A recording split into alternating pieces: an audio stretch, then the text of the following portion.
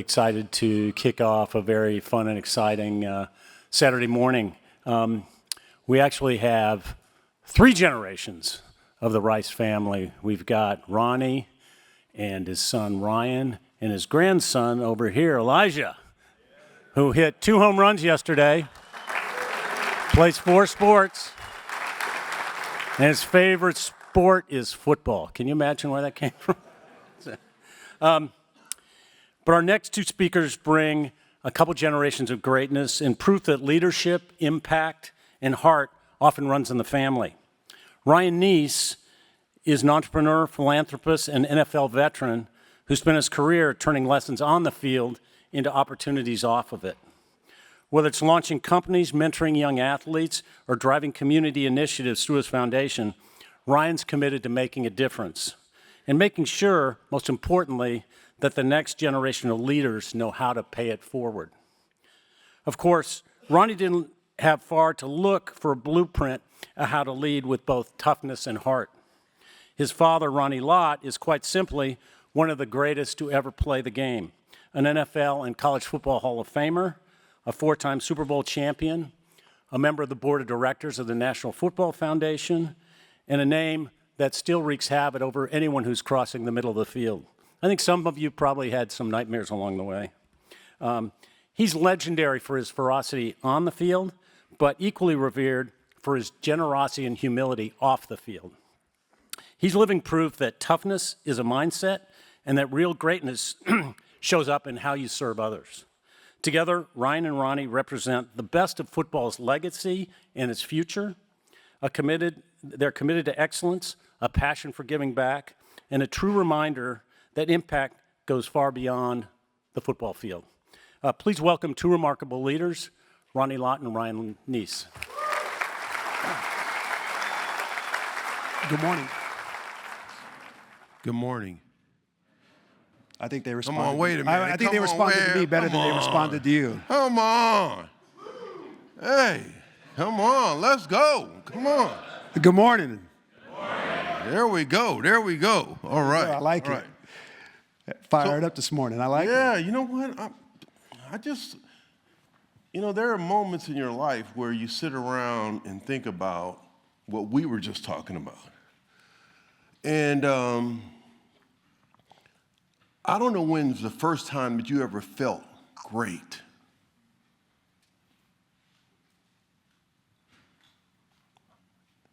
When's the first time you felt great?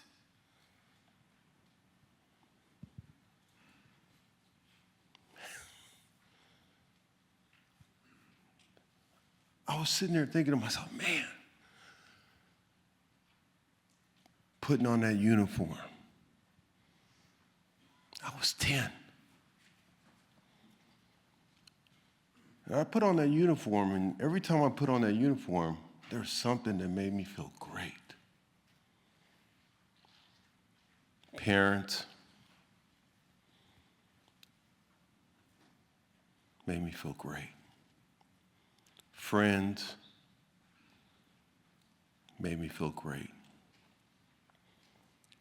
So what is it that, and why don't we continue to practice greatness? Do you? Tell me about it. Wake up every day, try to be a better version of myself, try to be better than I was the day before. And when you fail, what do you tell yourself? Gotta get the next day. Gotta be better. So here we are, we're having an interesting conversation about already how do we want to win? And I woke up this morning, man, you guys don't know Bill Campbell.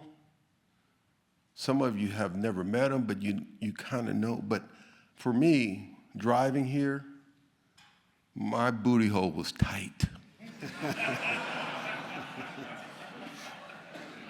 I mean, really tight. And the reason why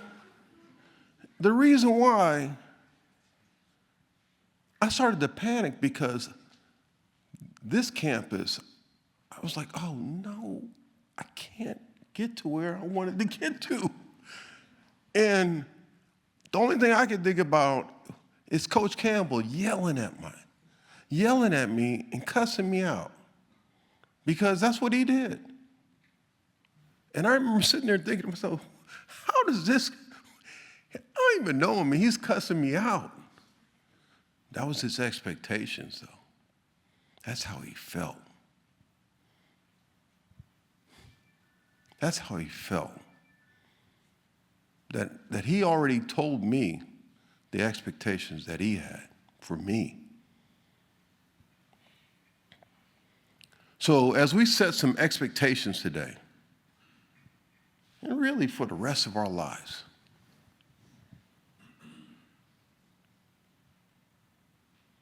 there is no excuse for not being great. No, I won't accept it. Just won't accept it. You never have, Dad. I mean, that's the amazing part is when you think about all the moments that you've experienced in your life, the people that you've been around. You talked about Coach Campbell and his expectation for you, but you also have your own expectation for yourself. How did you, and when did you learn to define what that expectation was for you? Because you've been in the field, you've been in the boardroom, you've been in all these different environments. Define how you decided to set that expectation and continue to hold yourself accountable, even when you may come up short, even when you may face adversity. I know you woke up today expecting to be great. Well, I think for me, my dad, it starts with him, and it starts with him putting on that uniform. And every day put on that uniform,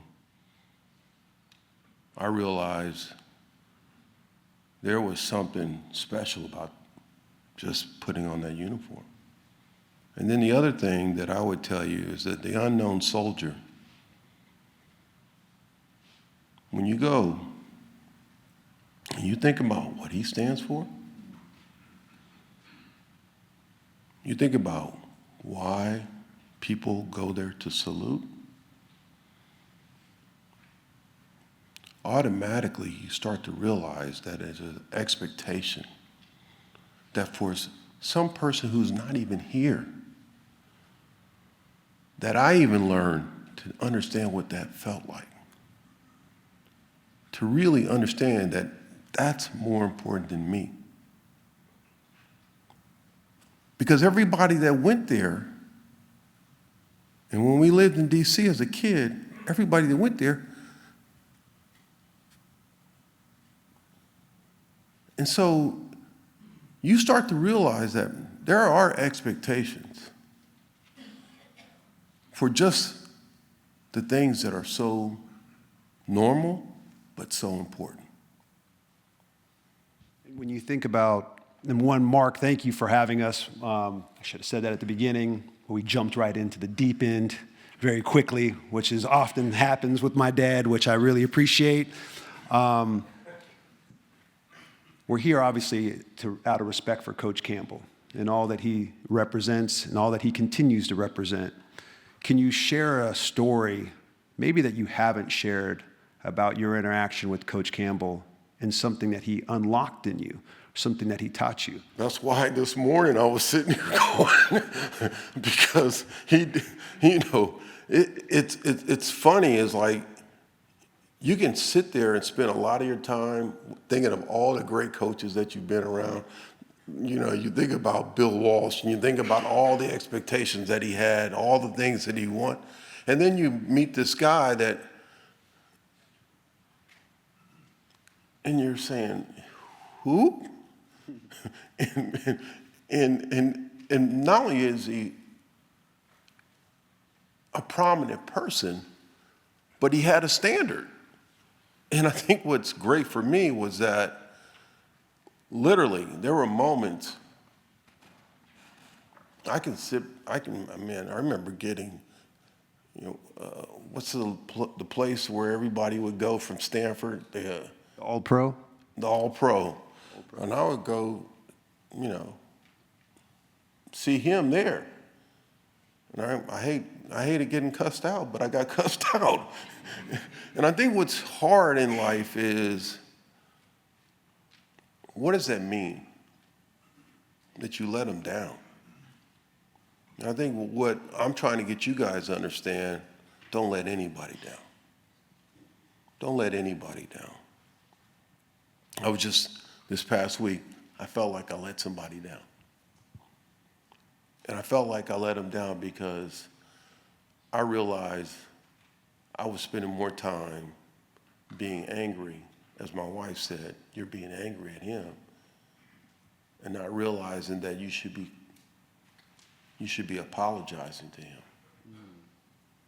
And so, you sit there and you find yourself in these battles and stories of teammates and relationships and friendships. And what's important is that you got to understand that in all of those relationships that you make, there is something of value. And that something of value goes deeper than a lot of things that you'll ever do in your life. One of the things that I've had the honor and privilege of being around you and watching you achieve over and over and over so many amazing things and hold yourself to a high standard. But on the other side of that, what a lot of people don't get an opportunity to see is your humility and your humbleness through that. And I've learned that sometimes in life, our biggest enemy is our inner me and our ego. How do you wrestle with being elevated as one of the greatest NFL players of all time, a leader in the business world, a leader here in this valley, and not allow that to get to your head? Well, I haven't done anything. I'm sitting here, and here's my buddy Jay and his brother. I haven't.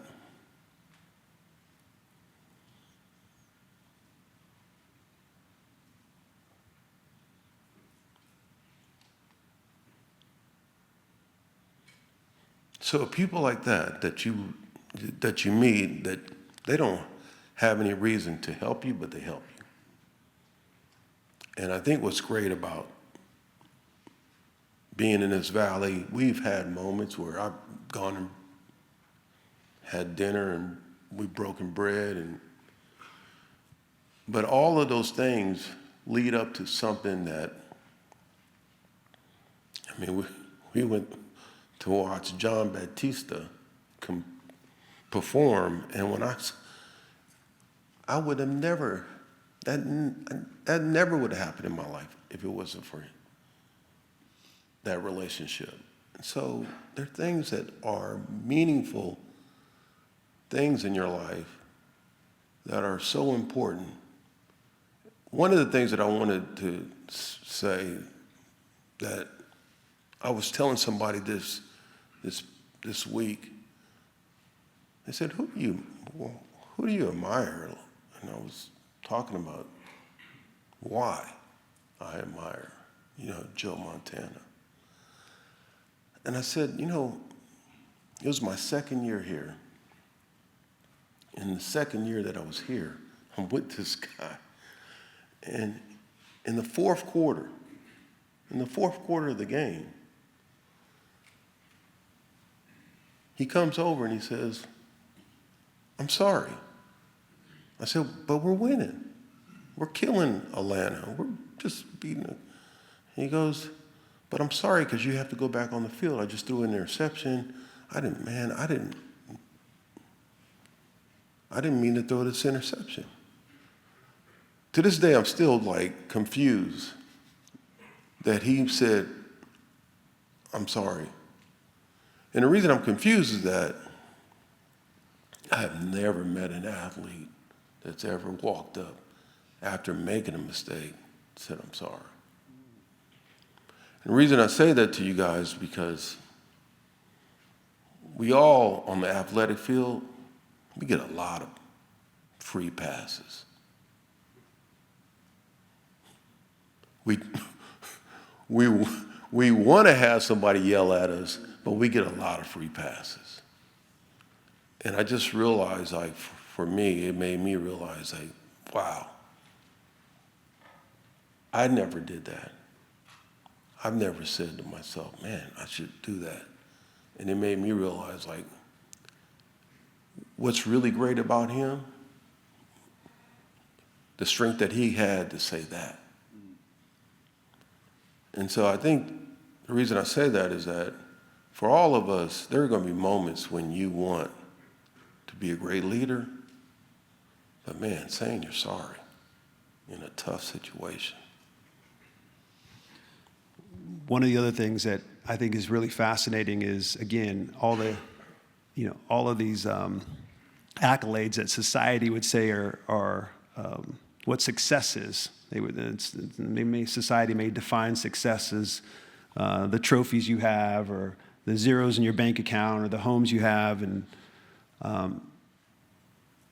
well, I don't have any of those things, so. Sorry, Elijah. But one of the things that I've had the opportunity to learn from you, and I'm really grateful for, is this mantra that I try to live by, that's a part of my life every day, is the giving hand is never empty. And our ability to serve and find ways to impact others and lift them up. Can you describe why that's also a really important part of how you think, or maybe how you define what greatness is that ability to do that, to see needs, to recognize needs, and find ways to show up and serve? Yeah, because of that feeling of what Joe showed me. And that feeling that I had of the unknown soldier. That feeling that you have of people that suffer. The feeling that you have is that you have a teammate in San Quentin. The feeling that you have of people that you know. When I lived in D.C., you would see, the riots, see people get hurt. So all those experiences are experiences that make you want to find ways to give of yourself for a lot of reasons. And I think one of the great things for all of us, that's how you pay your debt to be on this earth. And I think what I've learned is my dad, he's still paying that debt. He still believes that, when he goes to church, he's tithing. He's doing all the things that you need to do. He's still involved in the community. Volunteering, giving back. Right. Yeah. And so if he can exhaust every moment, then I can exhaust every moment. And I think that's a hard thing for all of us to do, because it's in our DNA. We've all served, we've all given, we've all wanted to be great teammates. The bigger question for us is, doing it when you don't have to do it.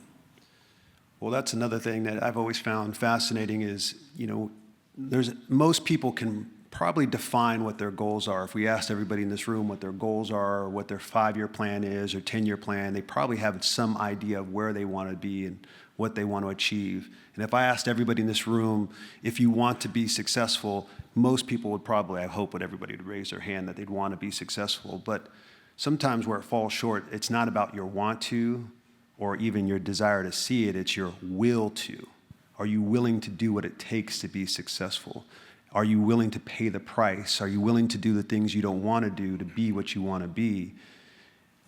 And we talked about this before, and you talk a lot about this. A lot of people define success, but they have a hard time defining pain. They have a hard time understanding how to wrestle with the adversity or the struggle that it's going to take to obtain what they want. Why is understanding pain and important, and how has pain helped you navigate this world to a certain extent? I think what's tough is that when you travel the globe, you can literally see pain every day. You'll see somebody struggling. Right. Really struggling, with a smile on their face. And I think that's a different struggle, because there's a lot of people here that are not struggling, but they think they're struggling. And I think what's hard is that struggling for a lot of us is really complicated, because what is the roadmap? You know, Dorothy had a way of getting there. At least I still love Dorothy. I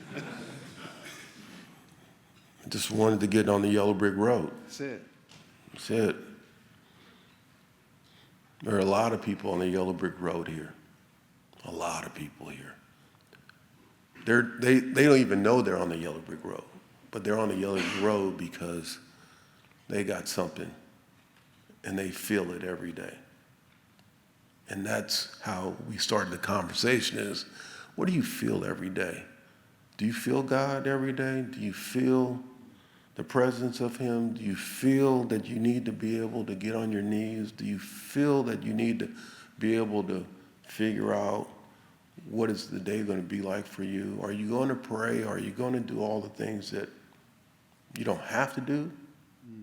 You don't need to do?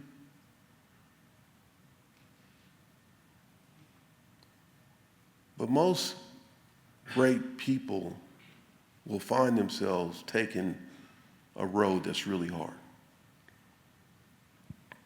And I think, you know, when I would see Martin Luther King, or I would see Jim Brown, or I would see Dr. Edwards, or I'd go down the list of people that you would go, they took the hard road. They took Kareem, took the hard road. Because they had to say something about something when a lot of people said, no, you shouldn't be talking. You don't need to say anything. But they had to say something because they felt that it was the right path to take. And in this room, we've got a lot of great leaders are going to have to do that. They're going to have to find ways to be able to lead people, to say things that empower people to get better. And for me, that's hard. It's hard to do that, especially in business, especially in a business. I mean, I've been a Toyota dealer for too many years, 20. And it is really, I thought teammates were tough. But man, it's interesting how, and that's what's great about being in this setting is that we got a lot of great leaders here that are they're taking all their skills from sports, and then they're going to transition all those skills in sports to lead people, to lead women and to lead men. I didn't imagine that, you know, we obviously are out of time, but Mark, thank you again for this. Yeah, opportunity for 2 questions. 2 questions? Okay, great. I did not know that we'd talk about Dorothy and the Yellow Brick Road. I did not expect that to be. But what I love about that is, microphones? if you think about Dorothy, she didn't get there alone. She got there, she had a cast of characters that were a diverse set of characters from different. So you remember. I remember. I think you made me remember, but I remember. But as we go in life, it's so amazing how we bring these individuals around us. I'm so grateful I have my dad around me and other men and women that have helped me navigate this path. And Dad, I know you have as well. So Mark, thank you again. I know we got to take a few questions, but thank you. Well, thank you. I got a question. Over here. Okay. To the right. See it? I just did it. My name is RJ. I just want to ask you about Jerry Rice. Obviously, we all know him as like one of the most dominant receivers ever. So, from your perspective, I just want to know like what were the on and off the field qualities that made him so dominant? Jerry? I'm still trying to cover him. and so the first time I met him, and this is a true story,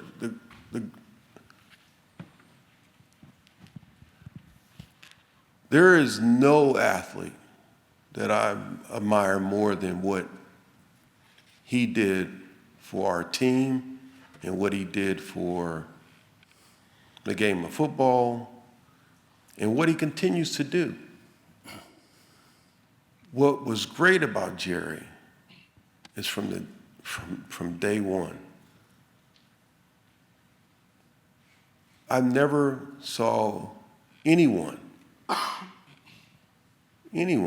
that would catch a ball and run down the field, to the point where he would catch a ball and it could be a slant pattern and he ran 95 yards.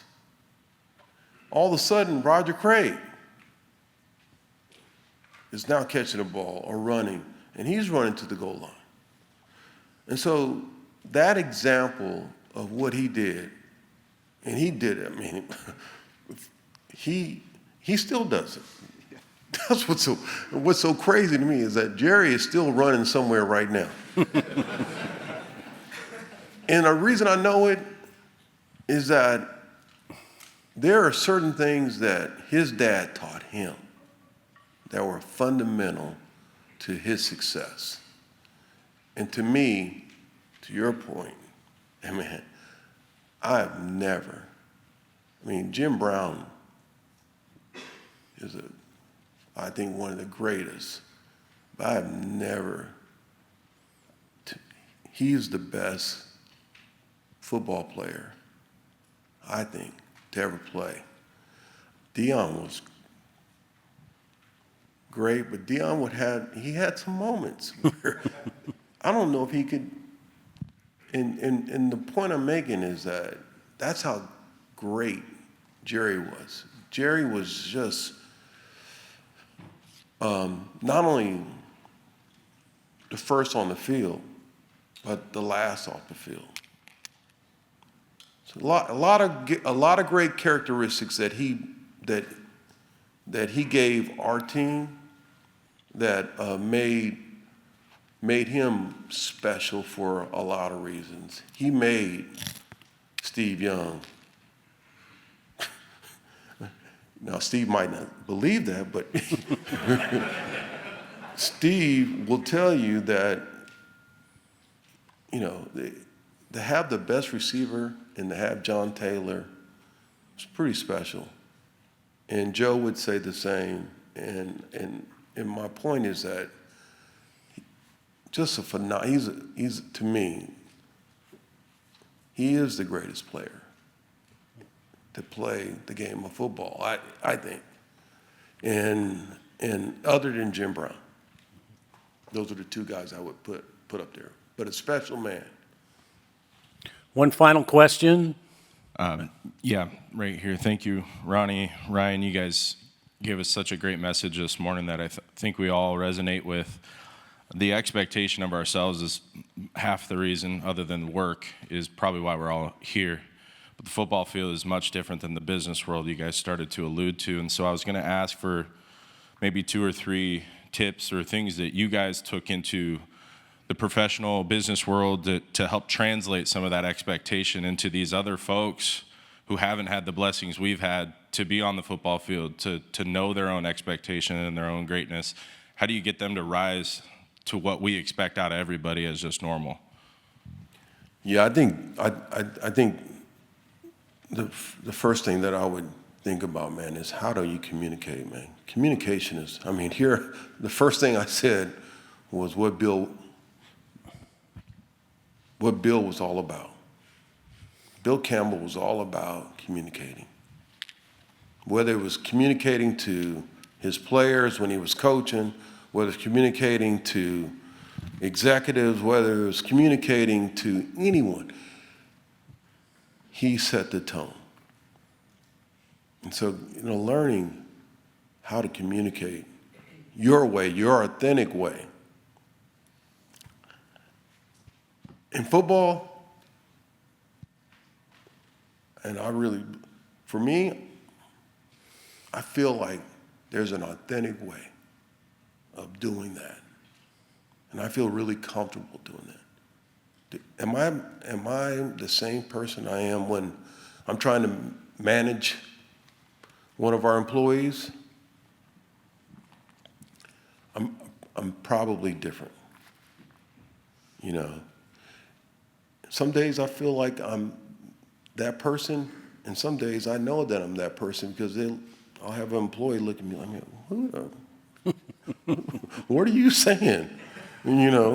So, but the point I'm making to you is, it's how we communicate with the person in front of you. And that's if you say what's the hardest part, is some players, Charles Haley, I'm gonna have to talk a certain way to Charles. Charles is definitely gonna talk to me a certain way. And he's gonna make sure that I know and understand his message. It's what we started this whole conversation about. How do you feel? How do you feel? I felt this morning when I saw some of my friends, I was like, wow. Man, and I acknowledged them because they made me feel good. So it's how you feel and how you interact with people. And great coaches, the greatest coaches out there will tell you that they don't treat everybody the same. Parcells didn't treat everybody the same. All these great coaches, Red Auerbach didn't, you can go down the list of great coaches that they just didn't, they found ways to make sure that they can communicate with every one of their employees, every one of their players in a way that was genuine and authentic. I would add to that, communication is very important, obviously. I think one of the things is redefining vocabulary. And what do I mean by that? We've heard words like great or good or bad or awesome or amazing, but how you define what great is or awesome is or amazing may be different than how I define it. It may be different how your employees or your teammates or your coworkers define it. So trying to find commonality in those words so there's a standard. So when you do say great, everybody knows what great is for you and for your firm or for your company or where you work. So you have to define what that standard is, and usually you have to define that as the leader by the way you show up every day. And what I appreciate about Jerry is, and I've heard over the years, I've seen over the years, is it's a consistent, relentless effort of that standard that doesn't deviate. There's no day that he isn't trying to do that. And so that expectation falls on the shoulders of the leader. And so that's what you have to carry over. And then clarity. I think sometimes as athletes, it's easy for us to have a clear goal and a clear mission of what we want to achieve for the season. We want to be undefeated. We want to win the championship. And we know that, and we work towards that. We have a clear vision. Sometimes in the business world, there's not as much clarity of what the goals are. And the more a leader can be clear with the vision and expectations of what's needed and what we want to achieve this quarter, the next quarter, the quarter after that, and then communicate that effectively and efficiently, I think that holds people accountable, and it gives people the ability to hopefully reach their goals and the expectations you have as a leader. So those are some of the ways that I think can translate over. Easier said than done. I got to say this, man. They taught you that at UCLA? Huh? That's why I went there and didn't go to SC. I mean... All right, guys. Now you've defined what greatness looks like. Can we give a hand for the Ryan and Ronnie?